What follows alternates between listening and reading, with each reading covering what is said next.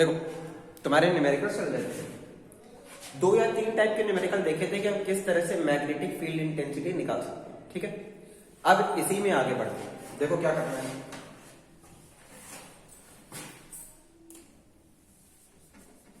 तो देखो आज का हमारा क्वेश्चन नंबर 1 आएगा।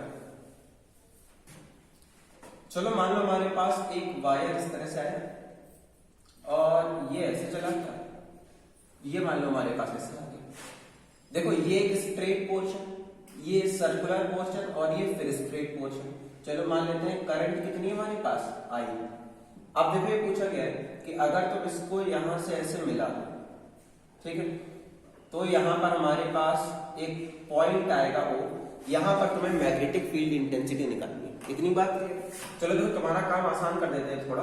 मान लो ये जो एंगल है ये हमारा 60 डिग्री है, ठीक है। अब देखो अब इस पॉइंट पर मैग्नेटिक फील्ड निकाले। तुम्हें बताया था कि तुम्हारा जो डायग्राम है उस डायग्राम को पार्ट्स में ब्रेक करा करो, देखा करो कि कितने पार्ट हो रहे हैं। देखो एक ये स्ट्रेट वायर, एक ये सर्कुलर पोर्शन और तीसरा ये स्ट्रेट वायर, ठीक। लेकिन एक बात जरा ध्यान सुनो, अगर ये स्ट्रेट वायर है तो इस स्ट्रेट वायर में करंट फ्लो होने की वजह से यहां पर मैग्नेटिक फील्ड आएगी, यहां पर आएगी, यहां पर आएगी, यहां पर आएगी, यहां पर आएगी, हर जगह पर आएगी। लेकिन इसके जस्ट सामने नहीं आ पाएगी, ठीक है। क्यों? आर के बारे में सोचो। मैग्नेटिक फील्ड का फॉर्मूला होता है mu naught upon 2 pi I upon R, ठीक है। आर क्या होता है? आर हमारे पास वायर से परपेंडिकुलर डिस्टेंस होती है। अगर वायर की डायरेक्शन में ही कोई पॉइंट ले लोगे तो यहां पर हमारे पास कोई परपेंडिकुलर डिस्टेंस नहीं आती। बोलो इतना समझ में आया सभी को? आगे देखें सीधे।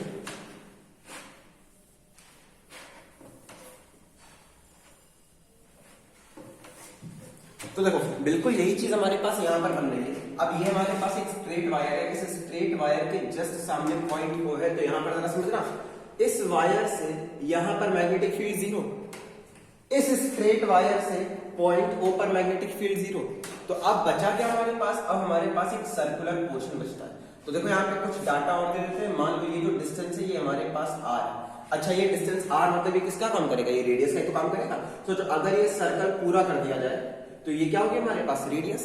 तो एक बात सुनो, अगर हम पूरे सर्कल की बात करें तो पूरे सर्कल से हमारे पास मैग्नेटिक फील्ड का फॉर्मूला क्या होता है? ध्यान सुनना, हमारे पास कंप्लीट सर्कल से मैग्नेटिक फील्ड का फॉर्मूला होता है mu naught upon 2 I upon R. ये बात आती है। अब एक बात सुनना, ये तो पूरे सर्कल से, मतलब अगर हम यहाँ पर ऐसा सर्कल बना दें, ये हमारे पास यहाँ पर पॉइंट O पर मैग्नेटिक फील्ड का फॉर्मूला ये निकल के आएगा जब हमारे पास रेडियस r दी है और करंट I फ्लो हो रही है, ठीक। अच्छा जरा सोचो, पूरा सर्कल कितना एंगल बनाता है? ये जो पोर्शन देख रहे हो ये पूरा एंगल आएगा हमारे पास 2 पाई का, मतलब 360 का। तो अब एक बात सुनो, 360 एंगल के वायर से इतनी मैग्नेटिक फील्ड, तो सोचो 60 डिग्री एंगल के वायर से कितनी आएगी? ये जो ऊपर वाला पोर्शन देख रहे हो ये कितना एंगल बना रहा है? केवल 60 डिग्री। तो ध्यान से देखो, पूरा 360 वाले पोर्शन से मैग्नेटिक फील्ड कितनी, तो 60 वाले से कितनी आएगी? निकाला जा सकता है, ठीक है। देखो ध्यान से, अब यहां पर करना क्या है? बस हमें एक काम करना पड़ेगा। ये 60 डिग्री है तो 60 डिग्री से मल्टीप्लाई करा दो और 360 से डिवाइड करा दो, बस। देखो ऐसे समझा जा सकता है। ये हमारे पास 360 डिग्री एंगल है, तो 360 डिग्री एंगल से मैग्नेटिक फील्ड का फॉर्मूला कितना? Mu naught upon 2 I upon R. ये तो आर। तो 1 डिग्री से कितना है? 360 से डिवाइड करा दोगे तभी तो 1 डिग्री से निकलेगा। ये आ गया mu naught upon 2 I upon R और ये क्या आ गया? 1 अपॉन 360 डिग्री। अच्छा कितना पाया था हमारे पास? 60 डिग्री। सोचो अगर 60 डिग्री से निकालना तो क्या कर देंगे? इसको मल्टीप्लाई करा देंगे, बस हमारा आंसर आ गया। तो देखो इसको सीधा सा कैलकुलेट करा जा सकता है, 1/6। तो आंसर आएगा हमारे पास B is equals to mu naught आई।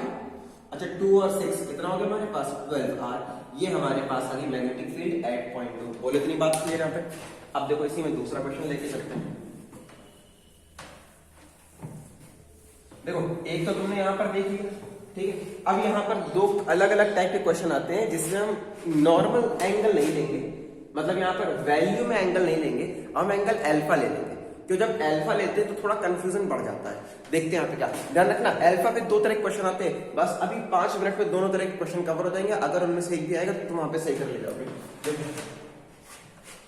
ध्यान रखना एंगल पे 3 तरह के क्वेश्चन, एक तो ये डिग्री पे दिख गया, दूसरा दिख जाएगा एंगल पे, अल्फा वगैरह पे। ठीक, देखो सेकंड क्वेश्चन क्या होगा इसमें आज। देखो हमने एक काम कर लिया, अब मान लो हमने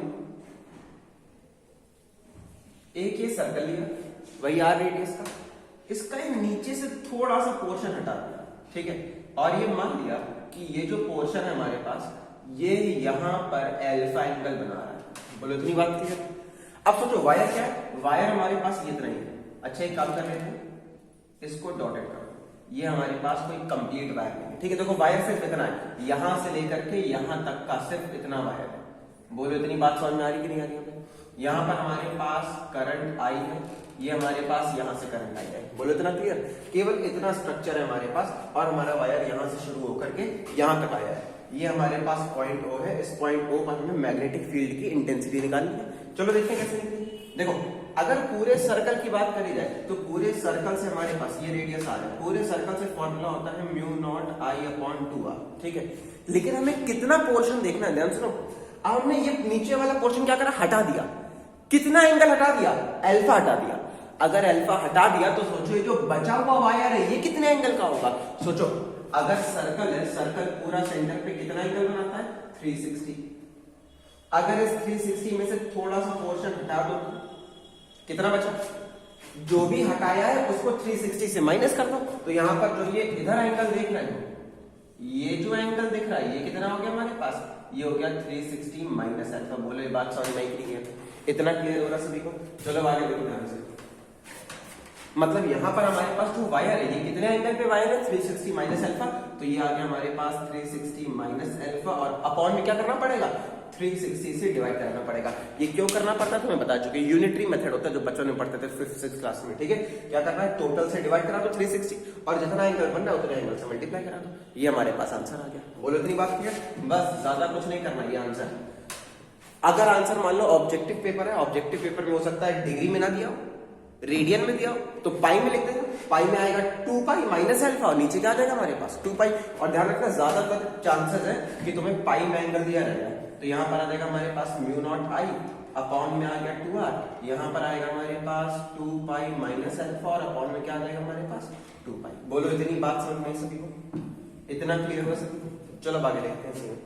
देखो ये तो हमारे पास हो गया एक टाइप का क्वेश्चन, अल्फा के केस में एक टाइप का क्वेश्चन।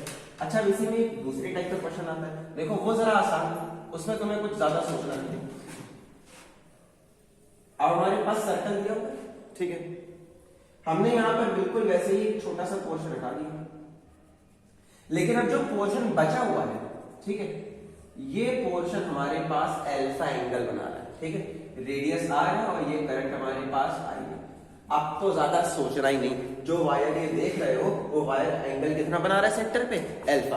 अगर सेंटर पे अल्फा एंगल बन रहा है तो हमारे पास मैग्नेटिक फील्ड कितनी आ जाएगी, डायरेक्ट म्यू नॉट आई अपॉन 2r। एंगल कितना बन रहा है हमारे पास, अल्फा, और पूरा एंगल कितना था, 2 पाई से डिवाइड करा दिया। इसको और जरा ठीक से लिखना चाहो तो लिख सकते हो म्यू नॉट आई अल्फा 2 कितना हो गया 4 पाई r, ये हमारे पास मैग्नेटिक फील्ड आ गई। बोले बात समझ में आ रही कि नहीं आ रही यहाँ पे? इतना क्लियर हो सभी को? जल्दी से एक बार सारे क्वेश्चन देख डालो फिर आगे बढ़ते हैं इसमें। हो गया? देखो आगे।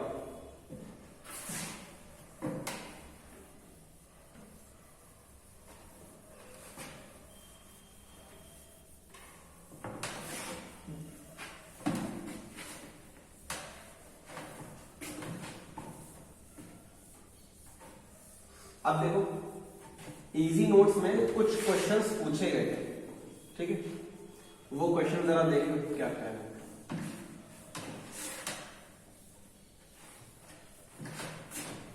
बाकी फिर मैग्नेटिक फील्ड पे लेके चलते हैं। देखो कुछ क्वेश्चन हमसे पूछे गए थे इजी नोट में, उनको देख लेते हैं। देखो एक क्वेश्चन नंबर 16 है, क्वेश्चन नंबर 16 है तुम्हारे पास, और ये बताया गया है, देखो बताया गया हमारे पास 4 चार्ज है, ठीक है। इस तरह से हमारे पास एक सर्कल दिया गया है,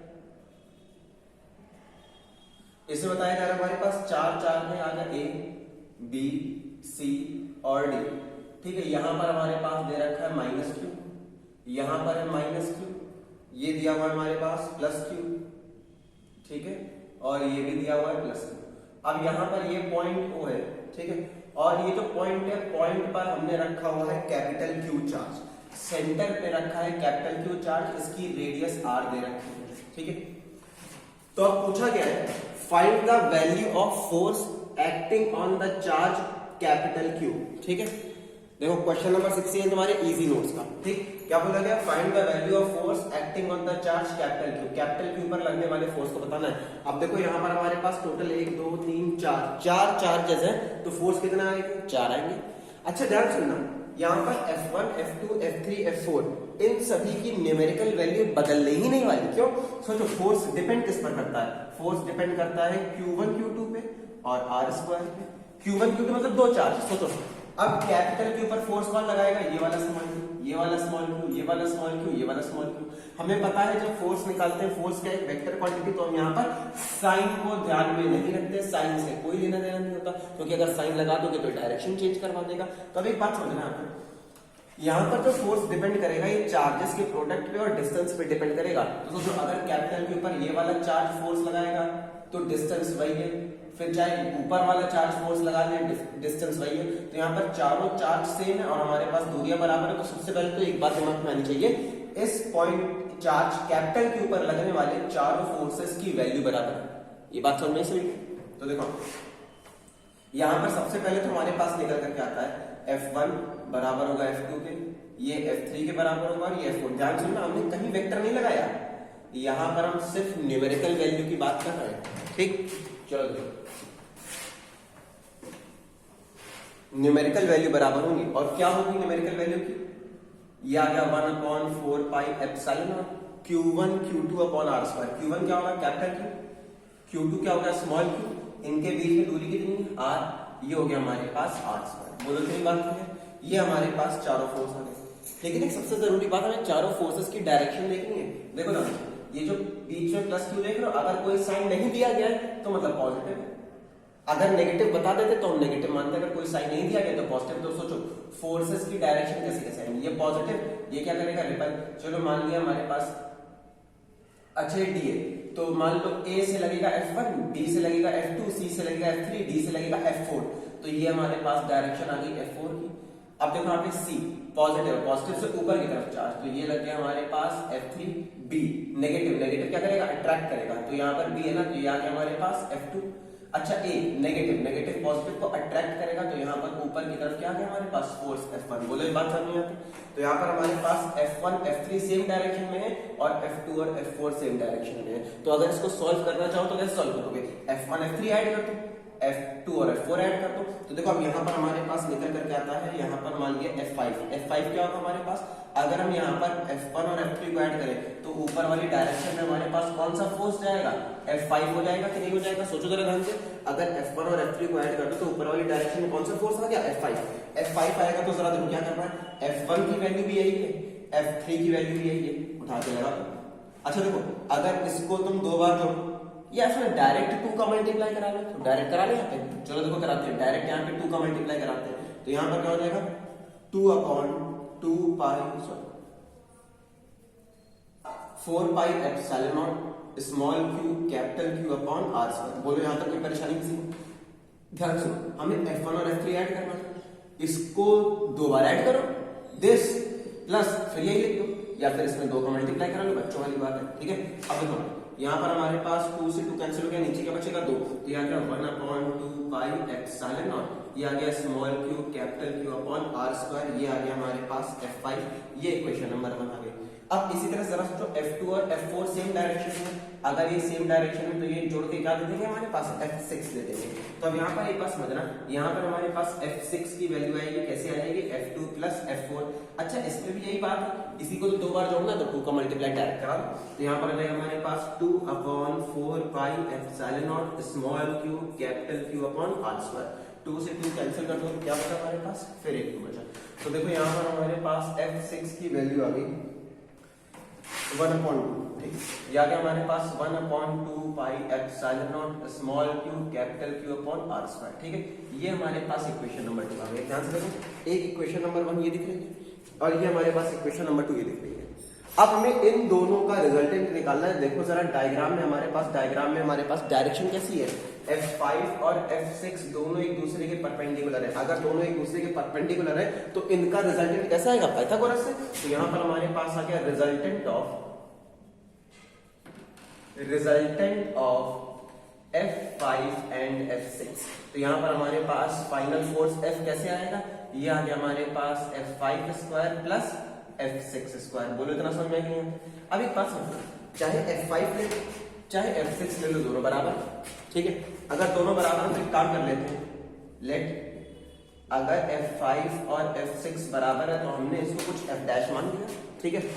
F डैश अगर मान लिया तो यहां पर जरा सोचो क्या मिलेगा हमारे पास, ये आ गया under root F dash, F5 की जगह क्या हो जाएगा, ये आ गया F डैश का स्क्वायर प्लस ये आ गया हमारे पास फिर से क्या हो जाएगा, ये भी हो गया F डैश का स्क्वायर, ठीक है। अच्छा ये क्या हो जाएगा हमारे पास 2F डैश का स्क्वायर, तो आ गया हमारे पास, देखो दोनों को ऐड कर दो तो ये आ गया 2 और ये आ गया F डैश का स्क्वायर। अच्छा अगर अंडर रूट लोगे तो देखो 2 का क्या हो गया हमारे पास अंडर रूट और F स्क्वायर का रूट ले लोगे तो क्या बचा हमारे पास F डैश बचा। इतनी बात क्लियर है पे। अच्छा F डैश क्या था, F डैश यही F5 है या यही F6 है। F5 की वैल्यू भी यही आई हुई हमारे पास, F6 की वैल्यू भी यही आई हुई है, कोई भी एक उठा के लगा दो। तो देखो यहाँ पर हमारे पास क्या आ गया अंडर रूट 2 F डैश, चलो यहाँ पर वैल्यू लगाते हैं, आ गया हमारे पास 1/2 pi epsilon not small q capital Q upon r square. अच्छा देखो रूट 2 ऊपर है 2 नीचे, तो रूट 2 से एक रूट कैंसिल हो जाएगा, क्या बचेगा, एक रूट बचेगा। तो अब यहाँ पर हमारे पास आ गया, अब यहाँ पर हमारे पास फाइनल फोर्स आ गया 1/√2 pi epsilon not small q capital Q upon r square. बोलो इतनी बात क्लियर। ये हमारे पास फाइनल फॉर्मूला, ये हमारे पास है इस कैपिटल के ऊपर लगने वाला रिजल्टेंट फोर्स। इतनी बात क्लियर सभी को। चलो आगे देखते हैं इसमें। अब देखो एक क्वेश्चन पूछा गया, क्वेश्चन नंबर 33। इसमें देखो क्या बोला गया, इसमें बोला गया हमारे पास 3 चार्जेस है, देखो ध्यान से 3 चार्जेस है प्लस Q और तीनों इक्विलेटरल ट्रायंगल के वर्टिसेस में रखे हैं, ठीक है। इस तरह से दिया गया है 3 charges plus Q are placed on the vertices of an equilateral triangle, ठीक है। ये हमारे पास हो गया A, ये हो गया B, ये हो गया C। अब देखो क्वेश्चन क्या है, if force between any 2 charges is F, ठीक है, मतलब किन्हीं भी 2 चार्जेस के बीच में फोर्स कितना F। तो हमने मान लिया तो इक्विलेटरल ट्रायंगल, इसकी साइड कितनी हमारे पास A हो गई। अगर साइड A है तो जरा समझना, किसी भी 2 चार्जेस के बीच में फोर्स कितना F, तो अगर मान लो F की वैल्यू निकालना चाहे तो आराम से निकल सकती है। हमने यहाँ पे साइड A मान लिया अपनी तरफ से, तो फोर्स की वैल्यू क्या निकलेगी 1/4 pi epsilon not Q1 Q2। इन दोनों के बीच में फोर्स कितना हो जाएगा Q1 Q2। देखो ये भी Q, ये भी Q, तो क्या हो गया Q स्क्वायर, इनके बीच में डिस्टेंस क्या मान लिया A स्क्वायर। बोलो इतनी बात क्लियर। ये दिया गया है, ध्यान सुनना क्या दिया गया, the force between any 2 charges is F। तो हमने F के लिए वैल्यू निकाल दी, इनकी दूरी हमने अपने आप मान ली कुछ, ठीक। अब क्या बोला गया, then find the net force acting on one of the following charges. तो अब हमें इन तीनों में से किसी एक चार्ज पे काम करने वाला फोर्स निकालना है। ध्यान सुनना क्या क्वेश्चन है, क्वेश्चन ही बोला गया है कोई भी 2 चार्ज अगर लो, इन तीनों में से कोई भी 2 चार्ज लो, तो उन 2 चार्जेस के बीच में एक्ट करने वाला फोर्स इतना है हमारे पास, ठीक है। इतनी बात क्लियर। अगर कोई भी 2 चार्जेस के बीच में एक्ट करने वाला फोर्स इतना है, तो अब हमें एक काम करना है, किसी एक चार्ज पे अप्लाई होने वाला नेट फोर्स निकालना है। अगर एक चार्ज ले लोगे तो इस एक चार्ज पे तो ये दोनों चार्ज फोर्स लगाएंगे, तो बस हमें एक काम करना है, हमें इस चार्ज पे लगने वाला नेट फोर्स बताना। चलो देखते हैं क्या होगा। देखो ना,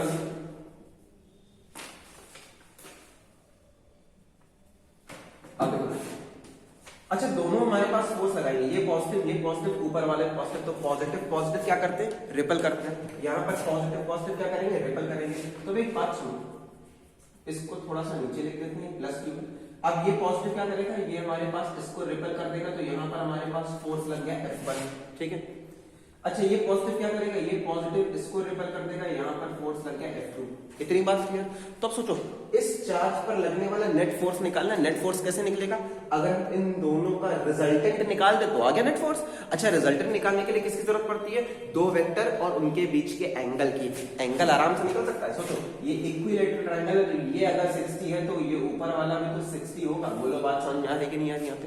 तो अगर तुम यहाँ पे ध्यान से देखो, तुम्हें दिख रहा है कि ये जो 2 फोर्स है, ये दोनों फोर्स एक दूसरे के साथ 60 डिग्री एंगल पे, अगर इन दोनों का रिजल्टेंट निकाल दिया तो हमारे पास काम हो गया, ठीक। यही हमें निकालना था, the net force acting on one of the following charges, ठीक है। अब देखो यहां से F1 की वैल्यू निकालते हैं, F1 क्या होगा। चलो देखो F1 क्या होगा हमारे पास, F1 हमारे पास इस प्लस क्यू और इस प्लस क्यू के बीच में लगने वाला फोर्स है। तो यहाँ पर आ जाएगा हमारे पास 1/4 पाई एप्सिलॉन नॉट, ये आ गया हमारे पास q स्क्वायर और a स्क्वायर। बोलो इतनी बात क्लियर है? यहाँ तक तो कोई परेशानी नहीं किसी की? थोड़ा और बढ़ा देते हैं, ठीक है। अच्छा इसी तरह से F2 निकाल कर सकते हैं, इसी तरह से जरा F2 के बारे में सोचो। F2 क्या हो गया हमारे पास 1/4 पाई एप्सिलॉन नॉट, ये भी हो गया हमारे पास q square upon r square. बोले बात समझ में आ रही है? ठीक है। देखो ना F2 क्या है, इस चार्ज और इस चार्ज के बीच में लगने वाला फोर्स। F1 क्या है, इस चार्ज और इस चार्ज के बीच में लगने वाला फोर्स। दोनों फोर्स एक दूसरे के साथ 60 डिग्री एंगल पे है, 60 डिग्री एंगल पे है। तो अब क्या करना है, बस तुम्हें इन दोनों का रिजल्टेंट निकालना है। अच्छा क्वेश्चन में क्या दिया हुआ था, सोचो। क्या क्वेश्चन में ये A दिया हुआ था ना, ये तो हमने अपनी तरफ से माना है। क्वेश्चन में दिया हुआ था ये F लिखा हुआ है तुम्हारे क्वेश्चन में, the force acting between any two charges is F, मतलब ये F गिवन है। अच्छा ध्यान से देखो, जो वैल्यू F की है वही F1 की निकली, वही F2 की निकली। तो अगर इन तीनों इक्वेशन से देखो तो हमारे पास एक रिजल्ट आता है। देयरफॉर ये जो F1 है हमारे पास ये F2 के बराबर है और यही किसके बराबर है, F के बराबर है। बोलो ये बात समझ में आई कि नहीं है? इतना क्लियर हुआ? तो मतलब यहाँ पर हमारे पास जो पॉइंट चार्ज प्लस क्यू है, इस पर लगने वाले फोर्स कैसे, यहाँ पर भी F लग रहा है, यहाँ पर भी F लग रहा है, जो हमारे पास F1 और F2 के बराबर है। बोलो इतना दिखा कि नहीं दिखा? तो अब यहाँ पर तुम्हारे पास क्वेश्चन क्या है, क्वेश्चन सिर्फ इतना है कि हमारे पास इस तरह से दो चार्जेस होंगे, जिसमें से एक F है दूसरा भी F है, दोनों एक दूसरे के साथ 60 डिग्री एंगल पे हैं और हमें यहाँ पर रिजल्टेंट बताना है इनका। ठीक है, इतना नोट करो, फिर इसको सॉल्व करते हैं।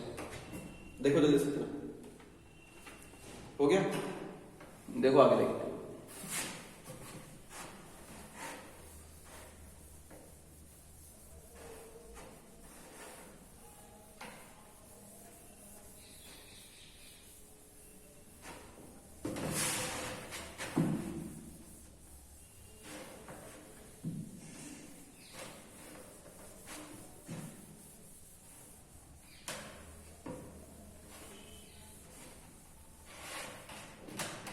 देखो अब क्या करना है, अब हमारे पास केवल इतना ही निकालना कि हमारे पास इस तरह से दो फोर्स हैं, एक फोर्स F दूसरा फोर्स F, इनके बीच में एंगल 60 डिग्री। अगर सोचो यहां पर तुम रिजल्टेंट निकालोगे तो हमारे पास रिजल्टेंट फोर्स हमने मान लिया F डैश। ठीक है, F डैश कैसे आएगा, देखो दो फोर्स है एक दूसरे के साथ 60 डिग्री एंगल पे, तो यहां पर आ जाएगा हमारे पास F square plus F square plus 2F into F cos theta. यही का एंगल होता है, सोचो जरा, a square plus b square plus 2ab cos theta. चलो अप्लाई कराना, यहां पर आ गया हमारे पास F square plus 2 F into F, ये भी हो गया F स्क्वायर। ठीक है, अच्छा कॉस थीटा, थीटा कितना दे रखा है हमारे पास 60 डिग्री। कॉस 60 की वैल्यू क्या होती है 1/2, तो यहां पर आ गया हमारे पास देखो, अच्छा F square plus F square कितना हो गया 2F square plus 2F square into 1/2, ये कैंसिल, 2 प्लस 1 कितना हो गया, ये आ गया हमारे पास अंडर रूट में 3F स्क्वायर, रूट ले लो तो कितना बचा अंडर रूट 3 और ये आ गया F। तो ये आ गया हमारे पास F डैश, जिसको हम कहते हैं यहाँ पर रिजल्टेंट फोर्स। बोले इतनी बात क्लियर? ध्यान से ना, क्वेश्चन में क्या बोला गया था, क्वेश्चन में ये बोला गया था कि हमारे पास कोई भी दो चार्ज होंगे, कोई भी दो चार्ज, उनके बीच में लगने वाला फोर्स है। तो अब हमें किसी एक चार्ज पे एक्ट होने वाला नेट फोर्स बताना है। इस पर कितने फोर्स लगेंगे, दो लगेंगे, एक चार्ज की वजह से एक इस वाले चार्ज की वजह से। ठीक है, तो दो फोर्स लगेंगे, हमने दोनों निकाल दिए। अब दोनों निकाल दिए तो बस एक काम था, हमें दोनों की डायरेक्शन देखनी थी, डायरेक्शन के बाद क्या करना है, बस रिजल्टेंट उठा करके निकाल देना है। इतना समझा सभी को? चलो अब अगला क्वेश्चन देखते हैं। अगला क्वेश्चन क्या बोला गया, अगला क्वेश्चन है हमारे पास क्वेश्चन नंबर 38।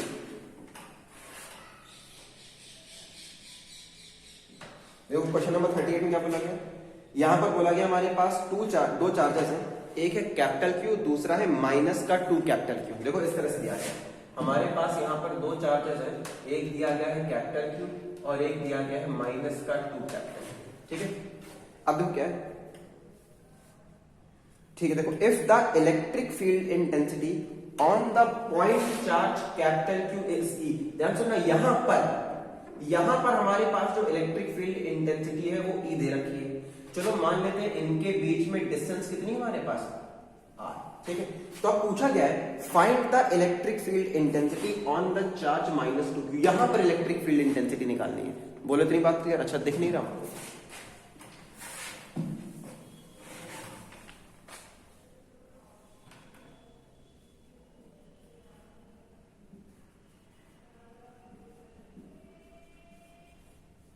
देख रहे हैं, ठीक है।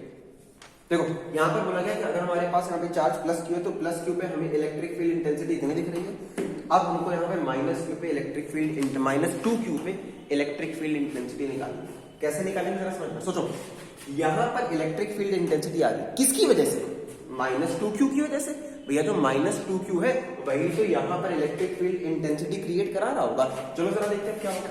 ये जो ई देख रहे हो इसकी वैल्यू आएगी कैसे, जरा देखते हैं।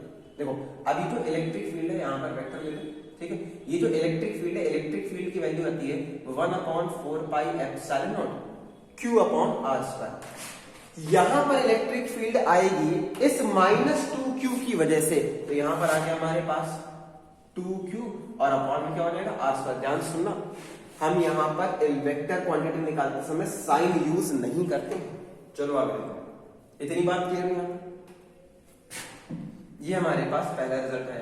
अब ध्यान सुनो, दूसरा रिजल्ट क्या आएगा। अब क्या करना है, हमें इस 2q पे माइनस 2q पे अप्लाई होने वाली या जनरेट होने वाली इलेक्ट्रिक फील्ड निकालनी है। यहां पर इलेक्ट्रिक फील्ड कौन जनरेट कराएगा? ये प्लस q।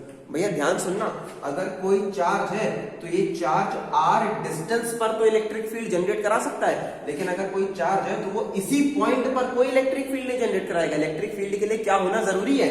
डिस्टेंस का होना जरूरी है। अगर ये डिस्टेंस नहीं होगी तो हमारे पास किसी तरह की कोई इलेक्ट्रिक फील्ड नहीं आती है। बोलो इतना समझ में आया कि नहीं आया? इतनी बात क्लियर है सभी को? चलो आगे अब दिखाओ। चलो हमने यहां पर मान लिया यहां पर हमारे पास इलेक्ट्रिक फील्ड है कितनी, ये हमारे पास E1, ठीक है। अब E1 की वैल्यू क्या आएगी? देखो ये आ गया 1/4 पाई एप्सिलॉन नॉट। यहां पर इलेक्ट्रिक फील्ड किसकी वजह से? प्लस क्यू की वजह से। ये आ गया हमारे पास q अपॉन r स्क्वायर। बोलो इतनी बात क्लियर? ये हो गया हमारे पास E1। यहां पर कोई परेशानी? ये हमारे पास होगी सेकंड इक्वेशन। अब देखो क्वेश्चन में क्या दिया है, क्वेश्चन में तो ये E दिया हुआ है, हमें तो सारा रिजल्ट ई के टर्म्स में चाहिए। उठा के डिवाइड करा दो, दोनों को डिवाइड करा दो। यहां पर आ गया equation number 2 divided by equation number 1। 2 को फर्स्ट से डिवाइड कराएंगे तो पहले क्या आएगा हमारे पास 2 E1 और फिर आ जाएगा हमारे पास ये E। बोलो इतनी बात क्लियर? पहले ये वैल्यू आएगी और फिर इसी में डिवाइड करा देना है इस वैल्यू से, ठीक है। जो क्या होगा हमारे पास, ये आ गया 1/4 पाई एप्सिलॉन नॉट। ये आ गया हमारे पास q अपॉन r स्क्वायर। नीचे जरा देखो ये वैल्यू इससे डिवाइड करा दो, ये आ गया हमारे पास 1/4 पाई एप्सिलॉन नॉट और ये आ गया हमारे पास 2q अपॉन r स्क्वायर। इससे ये कैंसिल, q और r स्क्वायर से q और r स्क्वायर कैंसिल। देखो नीचे क्या बचा हमारे पास, केवल 2। तो यहां पर जो E1 देख रहे हो, ये E1 हमारे पास E ऊपर चला जाएगा, ये आ गया हमारे पास E और यहाँ पर आ गया 2, तो ये आ गया हमारे पास E/2। तो ध्यान रखना, अगर हमारे पास इलेक्ट्रिक फील्ड इंटेंसिटी यहाँ पर E है तो यहाँ पर कितनी होगी? आधी हो जाएगी उससे। तो ये E1 की वैल्यू क्या होगी हमारे पास? ये हो गई E/2। बोलो इतनी बात क्लियर है यहाँ पे? यहाँ तक समझना सभी को? अच्छा एक बात समझना, देखो अगर ये वैल्यू, ध्यान सुनना, अगर ये वैल्यू स्केलर में दी है, मतलब ऊपर वेक्टर नहीं लगा, तब तो कोई परेशानी नहीं, बिल्कुल ठीक है। लेकिन अगर वेक्टर लगा दोगे तो यहां माइनस लगाना पड़ेगा। क्यों? देखो एक इलेक्ट्रिक फील्ड माइनस से जनरेट हो रही है और दूसरी वाली इलेक्ट्रिक फील्ड प्लस से जनरेट हो रही है। ध्यान सुनना, ऑप्शन भैया तुम देख लेना कैसे दिए, इजी नोट्स में, हमें पता नहीं है। हमें यहाँ पे व्हाट्सएप पे क्वेश्चन आए थे, बस हमने वो क्वेश्चन लिख लिए, देख लो, देखे यहाँ पे सिर्फ क्वेश्चन लिखे, हमें ऑप्शन वगैरह नहीं पता है क्या कुछ है ऑप्शन। देखो ना यहां पर हमारे पास अगर इसको वेक्टर में लिखोगे तो वेक्टर में आंसर कुछ इस तरह से होगा कि हमारे पास जो वेक्टर E1 आएगा वो हमारे पास माइनस का E/2 आएगा। क्यों आएगा जरा समझ लेना इसको एक बार बहुत ध्यान से। अगर हम यहाँ पर बात करें इलेक्ट्रिक फील्ड की तो वैल्यू तो आ गई कि यहाँ पर जो इलेक्ट्रिक फील्ड होगी वो यहाँ की इलेक्ट्रिक फील्ड से आधी होगी, लेकिन डायरेक्शन तो बिल्कुल अलग होंगी, एक नेगेटिव से जनरेट हो रही है, दूसरी पॉजिटिव से। तो यहाँ पर अगर वेक्टर फॉर्म देखोगे तो हमारे पास ये नेगेटिव साइन आएगा, अगर वेक्टर फॉर्म नहीं लिखते हो तो नेगेटिव साइन नहीं आएगा। बोलो इतनी बात समझ सभी को? ठीक है, ये किसी को नोट, ये तो नोट हो गया होगा पहले का है। चलो आगे बढ़ते हैं। अब देखो अगला क्वेश्चन देखते हैं इसी में। अगला क्वेश्चन है क्वेश्चन नंबर 48।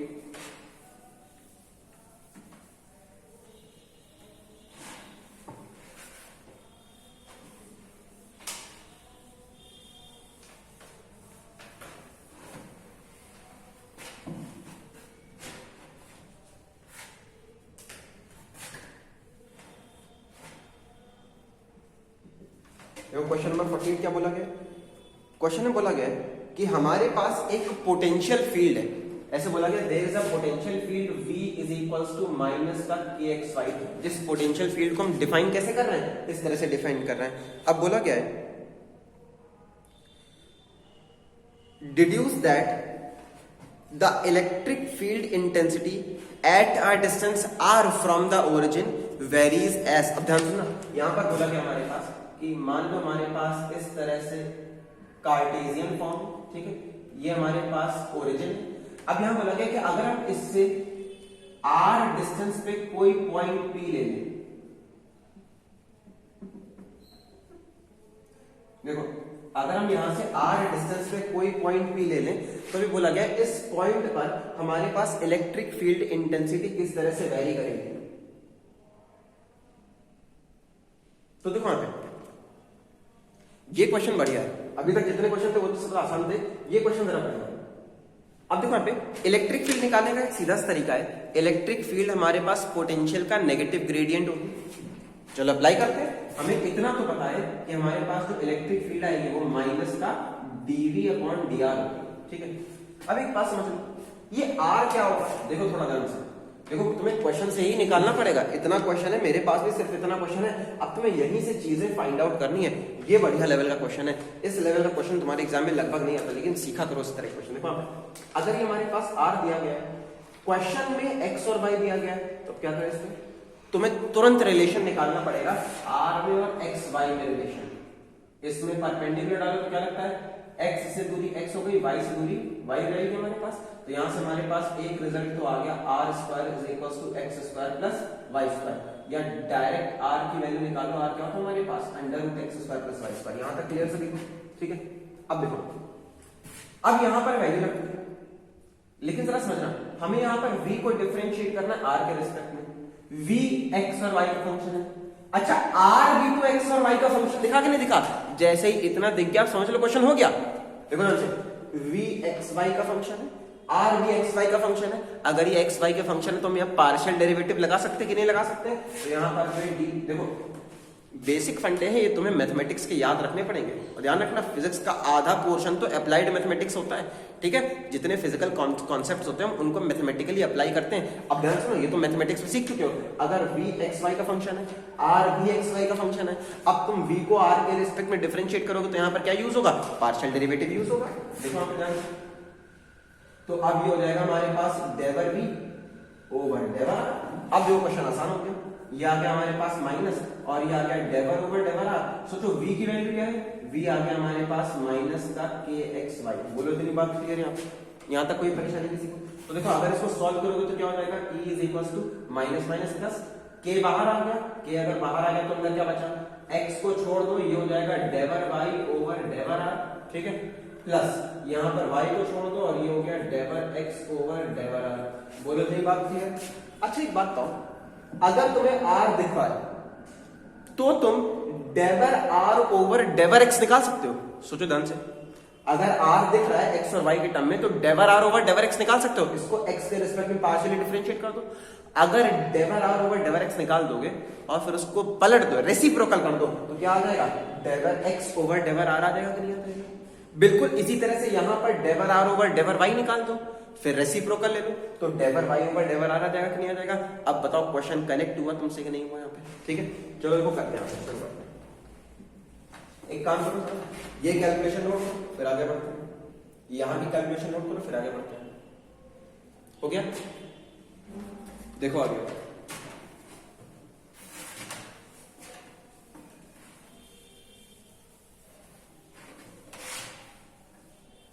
एक बार जरा जो आंसर निकल रहे हैं भैया, उन आंसर के ऑप्शन मैच करा लेना।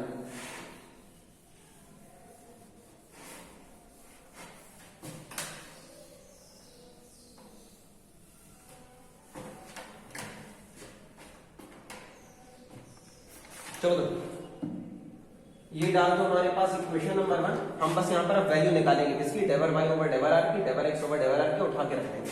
चलो देखो अब r से शुरू करते हैं। हमें यहाँ पर पता है सिंस r की वैल्यू हमारे पास under root x square plus y square, यहाँ से अप्लाई करो तो यहाँ पर आ गया हमारे पास डेवर r ओवर डेवर x।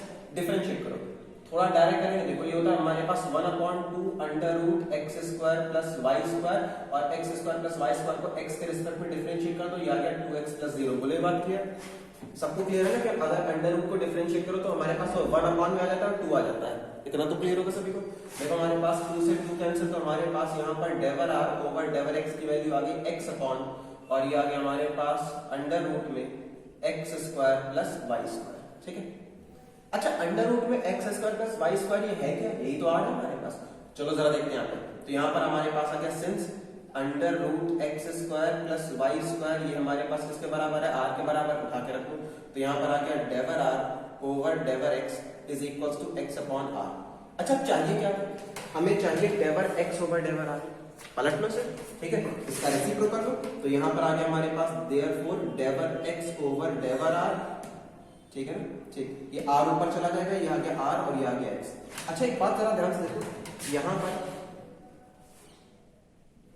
कुछ बराबर हो गया, सही तो है, ठीक है, बोले तो नहीं बात क्लियर है। चलो आगे बढ़ते हैं। ठीक ठीक, आगे अब इसी तरह से हम डेवर वाई ओवर डेवर आर निकाल सकते हैं। देखो जरा क्या हो सकता है, हमें यहाँ पे आर पता है, तो यहाँ पर आ जाएगा हमारे पास डेवर आर ओवर डेवर वाई। चलो इसको थोड़ा लिख देते हैं, ये हो गया डेवर ओवर डेवर वाई। आर की वैल्यू क्या है? आर आ गया हमारे पास under root x square plus Y square. ठीक है, इसको जरा सॉल्व करो, तो ये आ गया हमारे पास 1/2 under root x square plus Y square. इसको फिर से सॉल्व करो, तो एक्स का 0, वाई का क्या हो गया हमारे पास 2y, 2 से 2 कैंसिल, तो यहाँ पर क्या आ गया हमारे पास y upon under root x square plus Y square. ठीक है, यहाँ पर क्या चल रहा है हमारे पास? डेवर आर ओवर डेवर वाई। हमें चाहिए क्या? डेवर वाई ओवर डेवर आर। चलो देखते हैं यहाँ पे क्या हो सकता है इसमें। ठीक है, ले लो इसको, पलट लो, तो ये हो गया डेवर वाई ओवर डेवर आर इज इक्वल टू आ गया हमारे पास। अच्छा ये जो वैल्यू देख रहे हो ये हमारे पास फिर से y अपॉन आर हो जाएगा, ये r हो गया, यहाँ पर हमारे पास y आ गया। ठीक है, ये हमारे पास हो गई इक्वेशन नंबर 3। यहाँ पर क्या दिख रहा है? डेवर x ओवर डेवर आर, डेवर y ओवर डेवर आर। ये दोनों वैल्यू उठा करके कहाँ रखते हैं? इक्वेशन नंबर 1 पे। तो यहाँ पर हमें put values from equation 2 and 3 in equation number 1।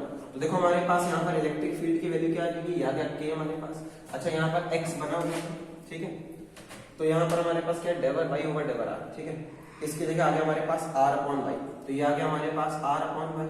आगे जरा सोचो क्या है, यहाँ पर हमारे पास रखा है y डेवर x ओवर डेवर r, ये रखा है हमारे पास r अपॉन x, तो यहाँ पर आ गया हमारे पास r अपॉन x। बोलो इतनी बात है। अच्छा देखो r कॉमन आ रहा है, r कॉमन आ रहा है तो ले लो, r और k, अंदर क्या बचा? x upon y plus y upon x। बोलो इतनी बात क्लियर है? ठीक, नोट करो फिर आगे बढ़ते हैं। इतना देखो, ध्यान रखना क्वेश्चन यहां से शुरू भैया, पहले ये देखोगे, फिर ये सेकंड क्वेश्चन है, फिर ये थर्ड क्वेश्चन। इतना करो फिर आगे बढ़ते हैं। हो गया? हटा दे।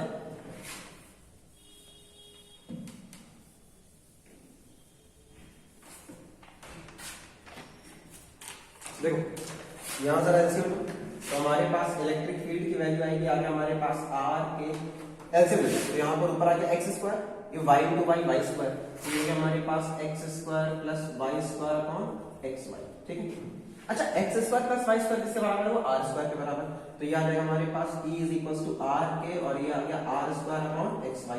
अच्छा r स्क्वायर इंटू r, ये हो गया r क्यूब, तो देखो ये आ गया हमारे पास r क्यूब, और ये आ गया हमारे पास k अपॉन xy। तो देखो यहां से हमारे पास निकल के आ रहा है कि जो इलेक्ट्रिक फील्ड है ये वेरी करेगी r क्यूब के डायरेक्टली प्रोपोर्शनल। r क्यूब से कैसे करेगी? क्या करेगी? वेरी करेगी। बोलो इतनी बात क्लियर है? यहाँ पे क्वेश्चन समझ में आया? ये जरा क्वेश्चन भाई अलग ही लेवल का क्वेश्चन है, इस तरह क्वेश्चन नॉर्मली तुम्हारे एग्जाम में नहीं आता है। ठीक, नोट करो से, आगे बढ़ते हैं। देखो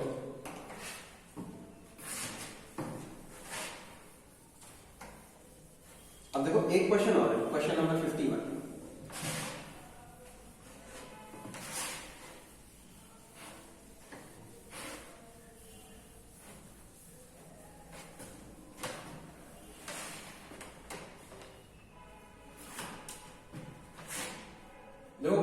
51 में क्या बोला गया है, इसमें बोला गया हमारे पास दो चार्ज है प्लस क्यू और माइनस क्यू, और देखो यहाँ पर एक ट्रायंगल है, ये ट्रायंगल हमारे पास है आइसोसेलेस ट्रायंगल, ये हो गया ए, ये आ गया बी और ये हो गया सी, ठीक है।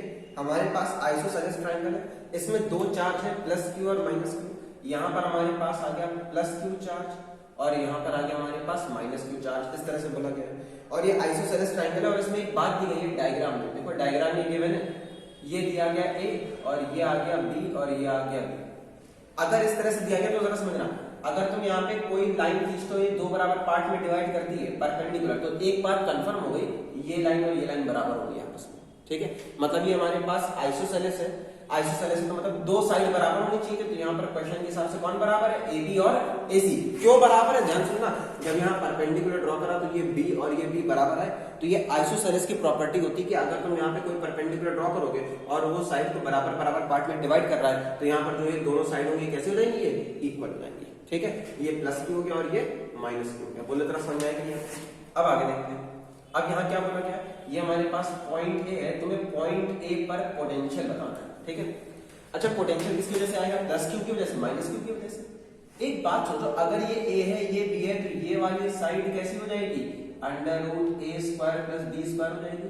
अच्छा ये साइड कैसी हो जाएगी, ये भी तो अंडर रूट ए स्क्वायर प्लस बी स्क्वायर होगी कि नहीं होगी, यहाँ पे बोलो इतना समझ में आ रहा है कि नहीं आ रहा है, ठीक है। तो अब एक काम करते हैं, अगर हम ए पर पोटेंशियल निकालेंगे तो दोनों से पोटेंशियल आएगा, दोनों से आएगा तो क्या कर देंगे, दोनों को ऐड कर दोगे, पोटेंशियल तो सिंपल एक स्केलर क्वांटिटी है, तो यहाँ पर हमने कर दिया इसको VA, तो यहाँ पर जो हमारे पास VA आएगा वो कैसे आएगा, दो पोटेंशियल को ऐड करते हो, फॉर्मूला होता है 1/4 pi epsilon not Q upon R होता है, R क्या दिया गया है, ये आ गया हमारे पास a square plus b square की पावर 1/2, ठीक है। अब क्या है हमारे पास दूसरा potential plus 1/4 pi epsilon not, ये किसकी वजह से, माइनस क्यू। अच्छा पोटेंशियल एक स्केलर क्वांटिटी है, अगर स्केलर क्वांटिटी है तो यहाँ पर हम साइन चार्ज को साइन के साथ रखते हैं, ये आ गया a square plus b square की पावर 1/2, बोलो इतना समझ में। अच्छा एक पॉजिटिव वैल्यू दूसरी नेगेटिव वैल्यू कैंसिल, तो यहाँ पर VA कितना आ गया 0, तो यहाँ पर हमारे पास आ जाता है potential at point A is always 0। अच्छा ध्यान से देखो, कुछ जानी पहचानी कंडीशन नहीं लग रही है, थोड़ा दिमाग लगाते हैं।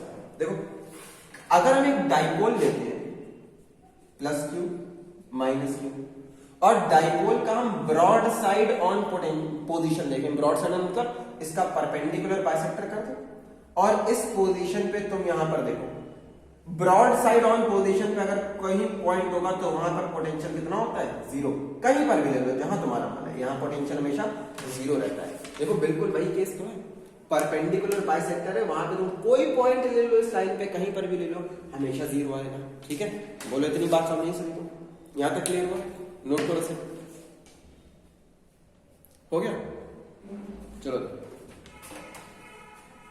देखो यहां से तुम्हारे न्यूमेरिकल कंप्लीट होते हैं, ठीक है, जितने पूछे गए थे लगभग न्यूमेरिकल सब हो गए, अब बाकी अगले ठीक।